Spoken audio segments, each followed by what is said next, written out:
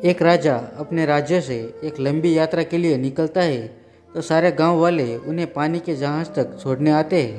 तो राजा जैसे ही पानी के जहाज़ पर चढ़ता है तो उसके गांव का एक आदमी उनके पास आता है और उनसे कहता है कि राजा साहब, जब आप जंगल से होते हुए जाएंगे तब आपको जंगल में 2 फुट का आदमी मिलेगा और वह आदमी आपसे लड़ने के लिए चैलेंज करेगा, तो आप उसे जान से मारे बिना आगे मत बढ़ना। अब राजा उस आदमी की बातें मानकर यात्रा के लिए निकल जाते हैं। 2 दिन बाद राजा जंगल में पहुंचते हैं। वो जैसे ही जंगल में पहुंचते हैं तो वह गांव का आदमी जो बोला था उन्हें 2 फुट का वह आदमी मिल जाता है और उसने राजा को लड़ने के लिए चैलेंज करता है।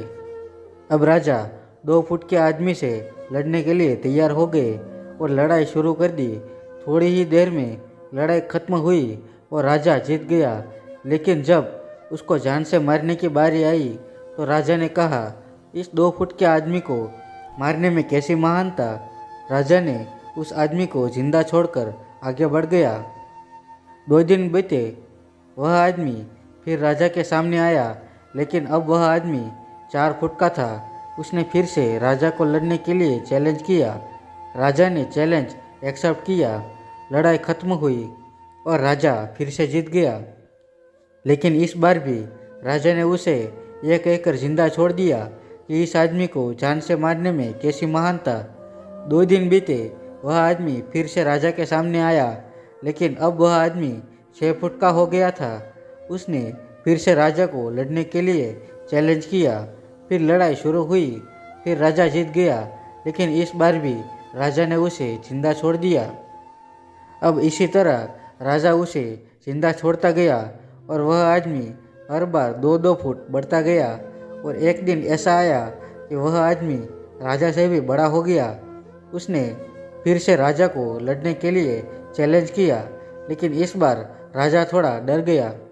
लेकिन राजा ने फिर भी चैलेंज एक्सेप्ट किया।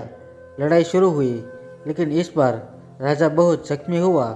राजा का एक हाथ टूट गया, लेकिन राजा फिर भी उस आदमी को जैसे तैसे करके हरा दिया।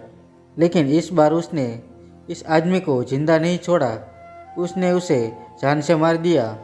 अब आप मुझे बताइए, महानता किसमें है।